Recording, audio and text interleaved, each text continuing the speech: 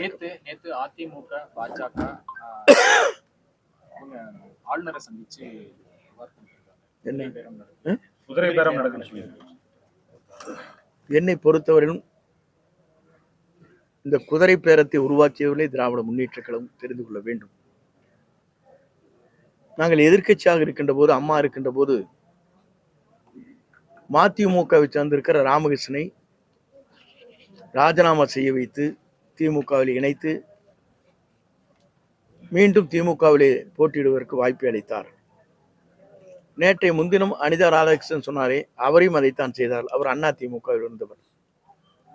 குதிரை பேரத்தை முதலில் உருவாக்கிய நிலை திமுகவிற்கு இருக்கிறதே தவிர எங்களுக்கு இல்லை, அந்த நிலை இல்லை. குதிரை பேரம் என்பது என்ன என்று எனக்கு புரியவில்லை. எல்லோரும் குதிரை பேரம் என்கிறார்கள். ஆகவே புரியாத ஒன்றை புரியது போல குதிரை பேரம் என்று சொல்லிக் கொண்டிருக்கிறார்கள்.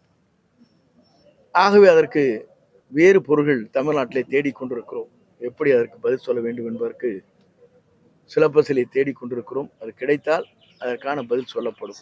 வேப்பனஹள்ளி நாகர்கோவில் சட்டமன்ற உறுப்பினர்களுக்கு 50 கோடி ரூபாய் பேரம் பேசப்பட்டது, அமைச்சர் பதவி தரப்பட்டது இல்லை. அது போன்ற நிலைகள் இதுவரைக்கும் இல்லை. போடப்பட்டிருக்கிற அமைச்சர் அத்தனை பேரும் நம்முடைய தமிழக வெற்றி கழகத்தில் வெற்றி பெற்ற பல பேர் அதில் இடம்பெற்றிருக்கிறார், 90%. அதற்கான நிலைகள் இல்லை. நீ குதிரை பேரம் பேச வேண்டிய அவசியமே இல்லை. நாங்கள் வலிமையாக இன்றைக்கு ஆட்சி அமைத்திருக்கிறோம். நம்முடைய கூட்டணி அதற்கு வலிமையான ஆதரவை தந்திருக்கிறது. எல்லோரும் சொன்னார்கள், 96 பேரை வைத்துக் கொண்டு மைனாரிட்டி அரசு நடத்தி வருகின்ற திமுக கூட்டணி மந்திரி சபையிலே காங்கிரசுக்கு இடமில்லை. ஆனால் இன்றைக்கு காங்கிரசுக்கும் இடம் கொடுக்கப்பட்டிருக்கு, விடுதலை சிறுத்தைக்கும் கொடுக்கப்பட்டிருக்கிறது, இந்திய முஸ்லீம் லீக்கும் கொடுக்கப்பட்டிருக்கிறது. கம்யூனிஸ்ட் கட்சி மட்டும் எங்களுக்கு வேண்டியதில்லை, நாங்கள் வெளியிருந்து ஆதரவு தருகிறோம் என்று சொன்னார். குதிரை பேரத்திற்கே வேலை இல்லை. வலிமையான ஒரு ஆட்சி, நேர்மையான ஆட்சி, தமிழ் மக்கள் அத்தனை பேரும் விரும்பிய ஆட்சி. இந்த ஆட்சிக்கு குதிரை பேரமே தேவையில்லை. 96 பேர்களை வைத்துக் கொண்டு மைனாரிட்டி அரசை நடத்தியவர்களுக்குத்தான் அது தேவையே தவிர எங்களுக்கு அந்த தேவை இல்லை.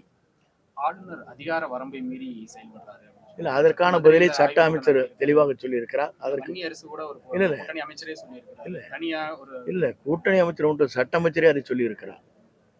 ஆகவே அதற்கெல்லாம் அவர்கள் பதில் கேள்விக்கும் பதிலுக்கும் நான் இங்கே இடையில இருந்து இன்னொரு அமைச்சர் அதை சொல்வது சரியாக இருக்காது. சட்ட அமைச்சர் சட்டம் நுணுக்கம் தெரிந்தவர், நம்முடைய தோழமை கட்சியை சார்ந்தவர், அவர் சொல்லியிருக்கிறார். அவ்வளவுதான். கரூர் சம்பவத்தில் கணக்கு தீர்க்காமல் விட மாட்டேன் அப்படின்னு ஆலோசனை மீனிங் என்ன?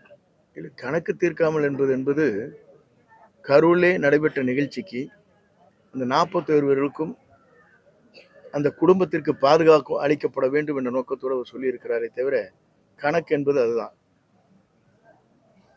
அதிலே பிணக்கு போடக்கூடாது.